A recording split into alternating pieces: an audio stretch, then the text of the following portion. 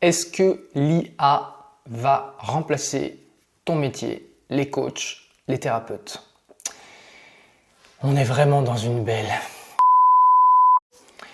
Je ne sais pas si tu as suivi l'actualité ces derniers temps, ces derniers mois, mais il y a eu un tollé, un énorme chamboulement, notamment avec le logiciel, l'intelligence artificielle ChatGPT. Il y a eu ChatGPT 3 et il y a même maintenant ChatGPT 4. Je ne sais pas exactement à quel moment tu regardes cette vidéo, mais peut-être qu'il y aura ChatGPT 5 et le monde entier s'affole par rapport à ça, à juste titre ou pas. C'est ce qu'on va essayer de voir dans cette vidéo. Je vais te donner 3 arguments en oui, ça y est, ton job est déjà foutu. Puis 3 arguments en ça va, en fait, il y a des trucs à faire.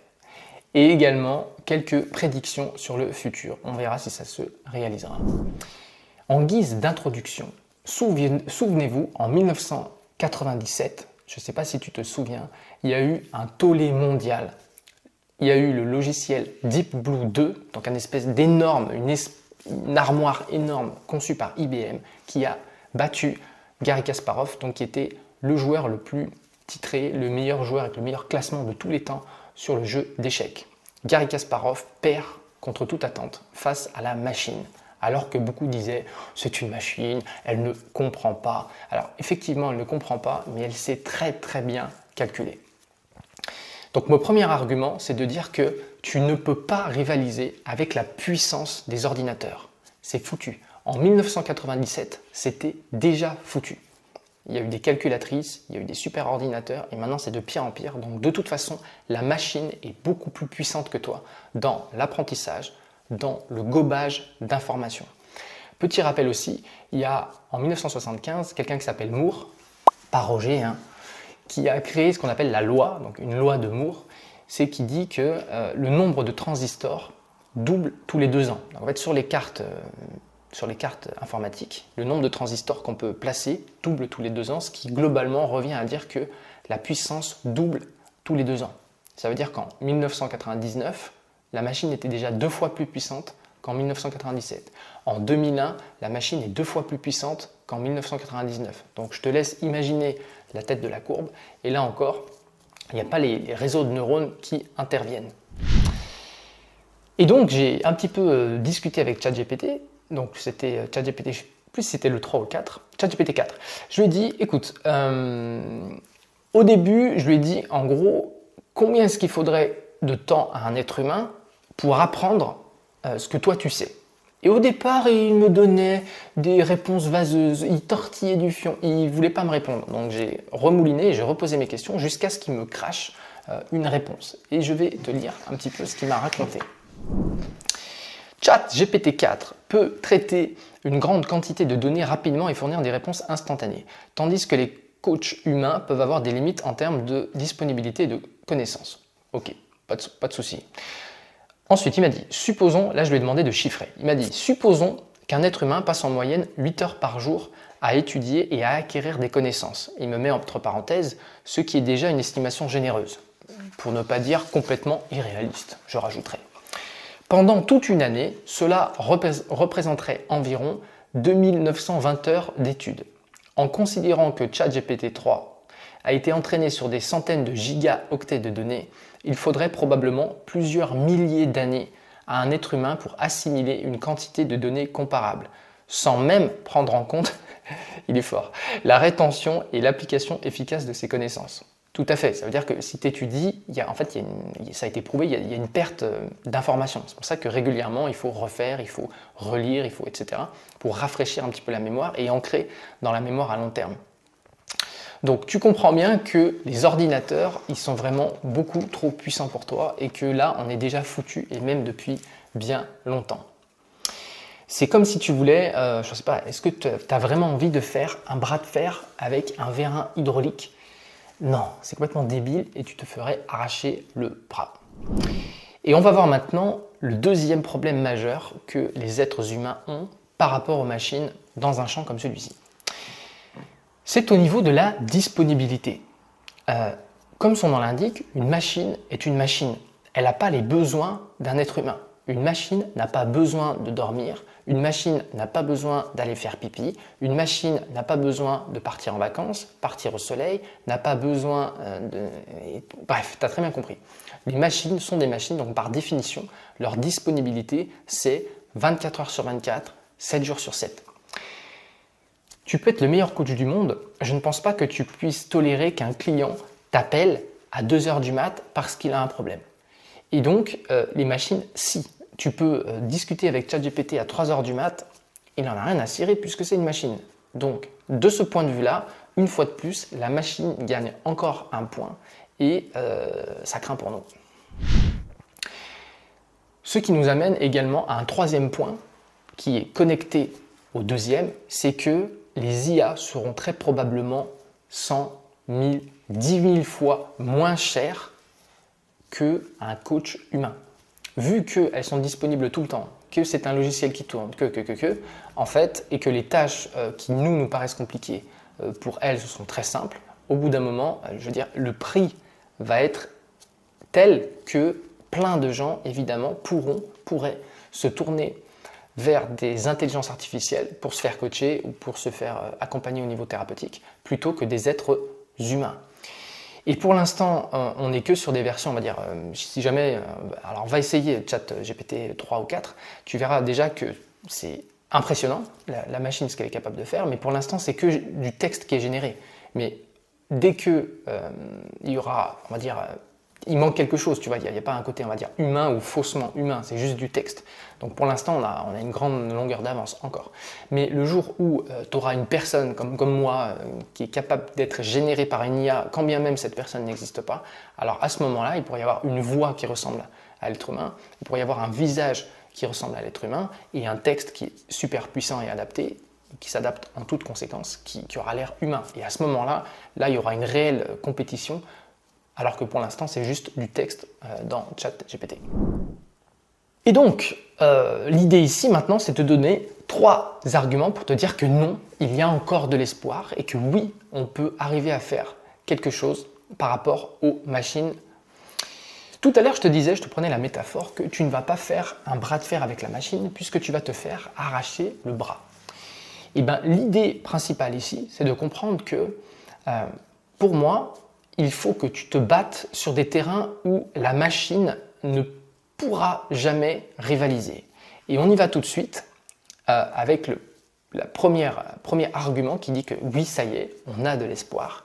C'est, dans un premier temps, je parlais de puissance. Ok, la puissance, c'est une chose, mais en fait, ce que certaines personnes n'ont pas compris, c'est le fonctionnement de l'être humain. Et donc, le premier argument, c'est ce qu'on va appeler l'engagement.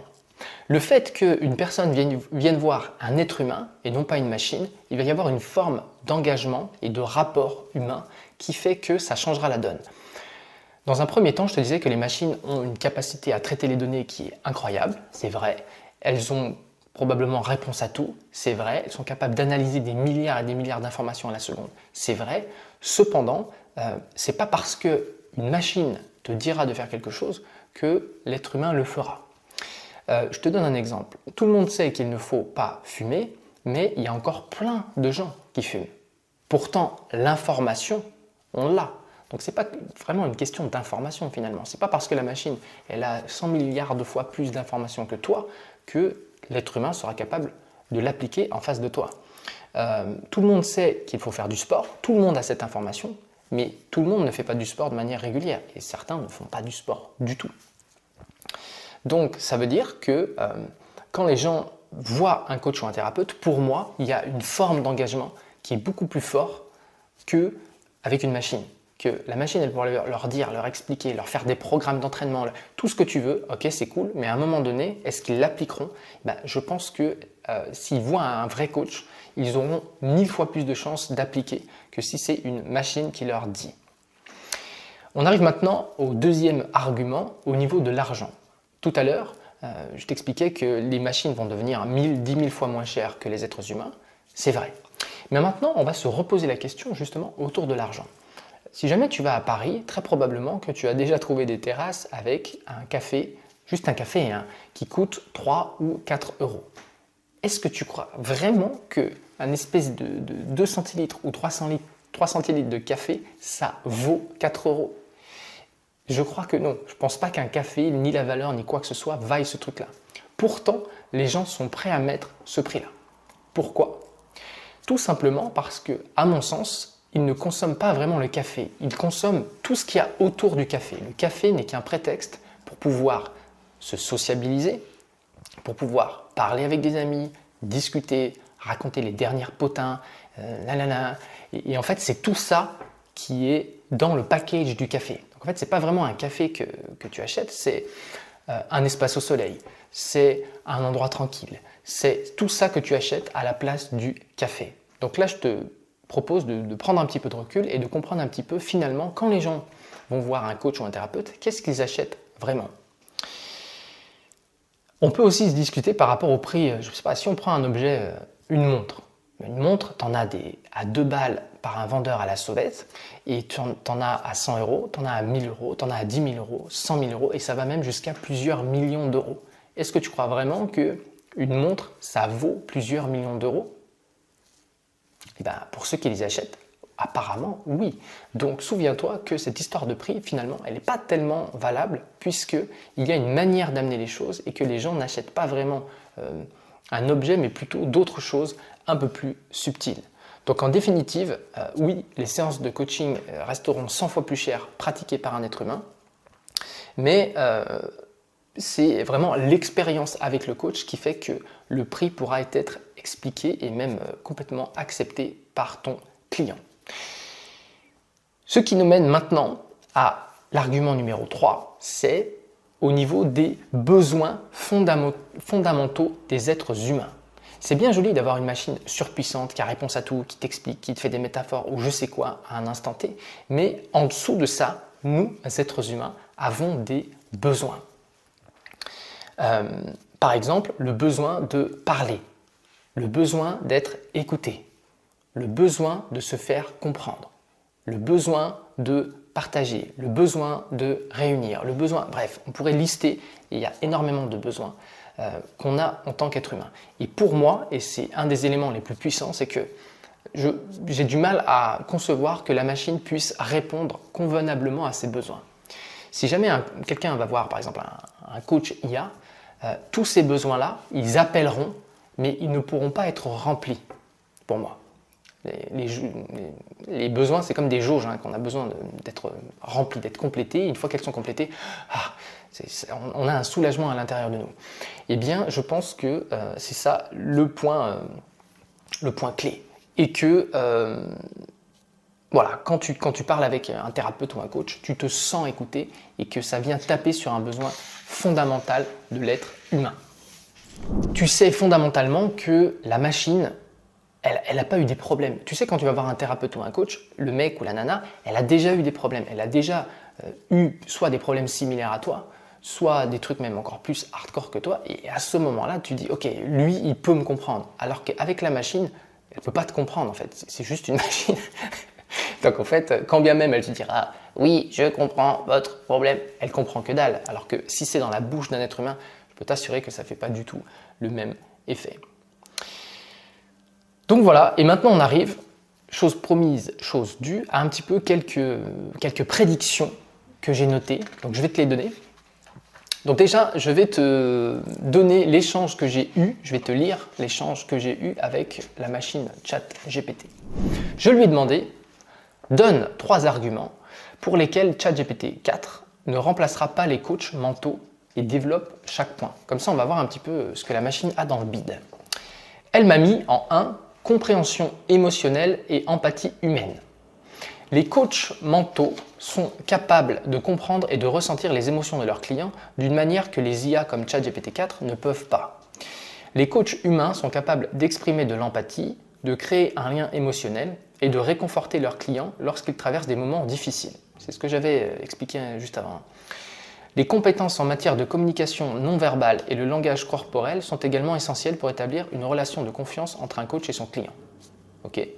En revanche, bien que ChatGPT 4 puisse simuler une conversation en utilisant des mots appropriés, il lui manque la capacité de ressentir et de comprendre véritablement les émotions humaines. Ok, intéressant comme point de ChatGPT. Alors, sachant que les arguments, c'était mes arguments. Je n'ai pas construit cette vidéo en utilisant ChatGPT 4. Ok. Deuxième argument, il dit la capacité d'adaptation et de personnalisation. Un coach mental humain est capable de s'adapter aux besoins spécifiques et aux circonstances de chaque client. Cela peut inclure la prise en compte de facteurs tels que la culture, les antécédents familiaux, les expériences personnelles et les croyances. Les coachs peuvent ajuster leurs méthodes et leur approche pour s'adapter à l'évolution des situations et aux besoins de chaque individu. Bien que ChatGPT 4 puisse fournir des réponses basées sur un vaste ensemble de données, il lui manque la capacité de s'adapter de manière aussi nuancée et personnalisée aux besoins spécifiques de chaque client. Donc là, ok, point très intéressant.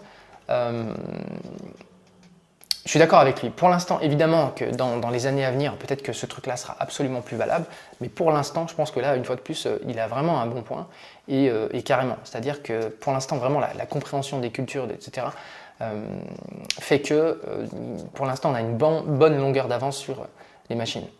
Troisième argument, donc troisième point sur lequel il ne remplacera pas, d'après ChatGPT lui-même, responsabilité et éthique. Les coachs mentaux humains sont régis par des normes éthiques et professionnelles strictes. Ils sont tenus de respecter la confidentialité de leurs clients, de maintenir des limites appropriées et de suivre les directives pour assurer le bien-être de leurs clients. De plus, les coachs sont responsables de leurs actions et peuvent être tenus pour responsables en cas de faute professionnelle. En revanche, les IA comme ChatGPT 4 n'ont pas de conscience éthique ou de responsabilité morale.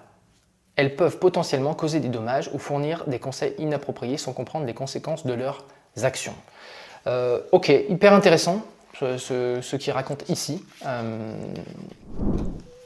Voilà, donc si jamais tu veux réécouter ce qu'il a dit, reprends et reviens juste au-dessus. Et voilà, donc maintenant on arrive aux prédictions que je vais faire. Première prédiction, donc prédiction numéro 1, en gros, c'est est-ce que l'IA va remplacer ou comment l'IA va s'adapter à ce monde-là? Je pense que je vais faire 3 prédictions. La première prédiction, c'est que ils vont probablement mixer plusieurs logiciels. Là, pour l'instant, ChatGPT, il est super balèze à générer des textes, à répondre, à raconter des histoires, à faire tout ce que tu veux. Mais pour l'instant, il lui manque ce côté humain. Donc, à mon avis, ils vont commencer, ou c'est même probablement déjà le cas, à brancher des machines entre elles avec différentes fonctions. Par exemple, la fonction de ChatGPT qui est de générer quelque chose, s'il commence à la mixer avec un autre logiciel de génération, par exemple d'images ou de vidéos, à mon avis, ça va arriver. Et c'est le futur qui est juste là, en fait. Donc ça, c'est ma première prédiction. Ma deuxième prédiction, c'est que peut-être certains coachs ou thérapeutes pourront eux-mêmes s'équiper de logiciels. Alors probablement qu'il y aura des histoires d'éthique, d'autorisation, mais probablement que certains coachs ou thérapeutes pourront utiliser des machines en guise un petit peu d'aide, de soutien, pour aller plus loin, plus rapide, plus vite. Imaginez, je sais pas, une intelligence qui, entre guillemets, écoute la conversation et est capable de noter certains points ou noter certaines choses. Je pense que c'est quelque chose qui pourrait être tout à fait envisageable. Alors, est-ce que les clients accepteront ça? Ça, c'est une autre question, mais en tout cas, c'est une piste non négligeable. Un petit peu comme, je sais pas, tous les scientifiques maintenant, de toute façon, ils utilisent des logiciels, des machines pour faire des calculs, pour faire des modélisations. En fait, ils se servent déjà de l'intelligence. Donc là, l'idée, c'est d'utiliser l'intelligence artificielle pour aider les coachs. On verra. Troisième prédiction, c'est que les coachs, certains coachs vont utiliser un espèce de label, genre un petit peu comme ce qu'on voit dans la nourriture où il y a tellement eu d'abus que maintenant, en fait, le simple fait de dire qu'il n'y a pas de sulfite, il n'y a pas d'OGM est un label de qualité. Eh bien, je pense que certains coachs pourront se targuer de dire « moi, je n'utilise pas l'intelligence artificielle ». Un petit peu une notion qui dit humain ou humain only, enfin, tu vois le truc un petit peu. Je pense que ça pourrait être très intéressant et d'un point de vue marketing, ça pourrait dire écoute, moi je suis un vrai humain, je t'écoute complètement et en fait j'utilise pas de machine. Et ça pourrait être un petit peu la prédiction numéro 3. Voilà, j'espère que cette vidéo t'a plu. Donc j'ai fait pas mal de recherches pour ça. Écoute, qu'est-ce que tu en penses? Dis-moi dans les commentaires si jamais, est-ce que tu as peur déjà? Parce que oui, c'est vrai que ça fait quand même vachement flipper. Tout outil puissant fait un petit peu peur. Et je pense que l'intelligence artificielle, là, on est au cœur d'un truc. Et que ça peut chambouler, et c'est en train de chambouler énormément de métiers. Donc si jamais tu as peur, dis-le dans les commentaires. Si jamais tu as d'autres idées ou prédictions, mets-les dans les commentaires. Voilà, donc si tu es resté jusqu'à la fin de cette vidéo, bravo. Tu peux aller dans les commentaires pour voir les ateliers que je propose, les formations que je propose. C'est dans la description. Mets un like. Merci à toi.